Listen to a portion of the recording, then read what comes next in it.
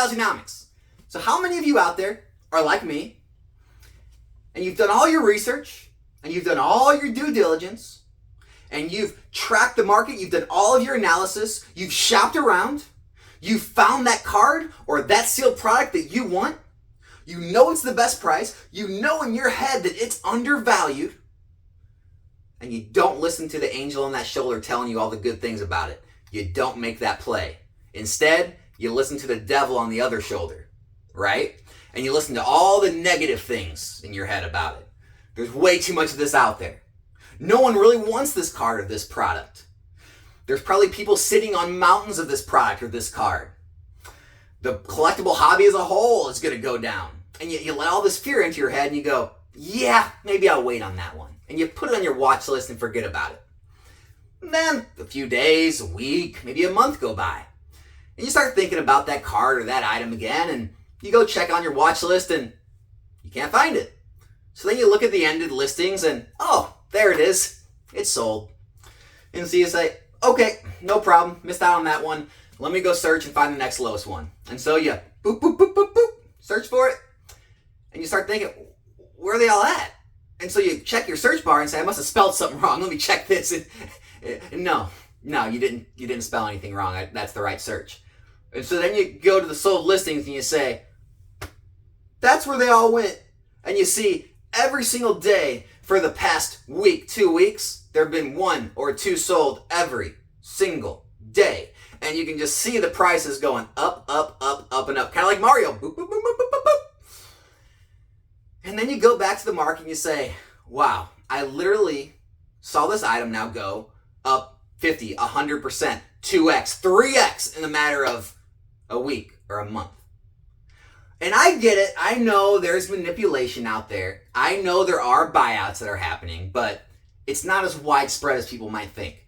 I've been in this hobby 8 years, everyone. This has happened to me for 8 years. I'm the biggest culprit of doing this to myself. And it got me thinking, because when you're a good investor, you want to think about the losses before you think about the possible gains. And so I look back at everything that I bought that I made the wrong decision on. Whether it lost me money, it sat stagnant, and it was dead money for years. And I thought about all those poor buys, right? And then I thought about all of the buys that I wanted to make and didn't. I didn't pull the trigger. And I'm going to tell you right now, it's exponential. 10x, 20x better than where I'd be right now if I would have just made the plays that I knew in my heart were right. And I feel like it's happening all too much in this hobby right now. One of the things people are doing is they're waiting for auctions, right? Everyone's taught to wait for the auction. That's when you'll get the best price. And then what happens is the auction will come around.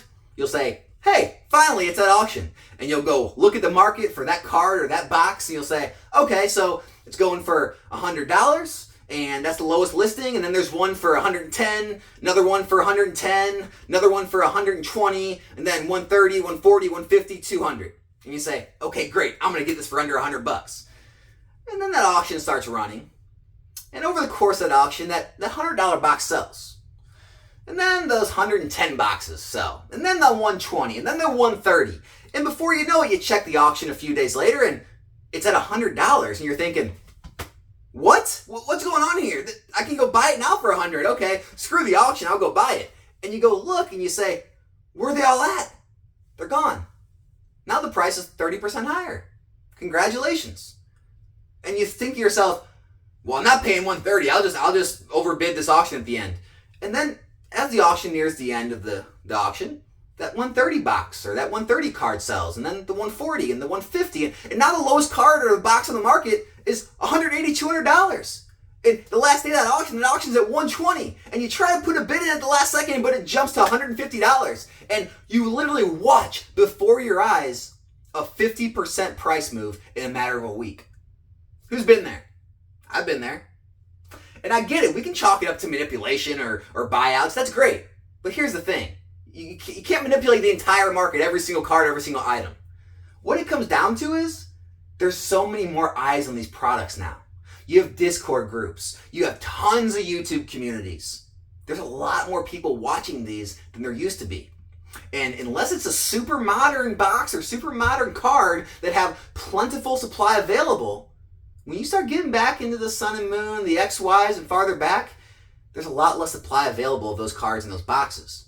And it takes a very small amount of people to move those markets. And so when you have these Discord groups of hundreds or thousands, and these YouTube channels of tens of thousands and hundreds of thousands, it takes a small percentage of those people to actually want that item, or actually want to invest in the item, want to make a play, to move this very, very quickly. And I'm seeing it in a lot of areas of the market right now. A lot of things on my watch list have just, sold. And by the time I look at that card, it's 50% higher than what I could have bought it for. And it's blowing my mind. And it's happened to me for years. And it still surprises me to this day. And what happens is, we trick ourselves into thinking that we're wrong, right? We never want to believe ourselves. It's kind of in our human nature. Because what we tell ourselves is, well, why would that person be selling that?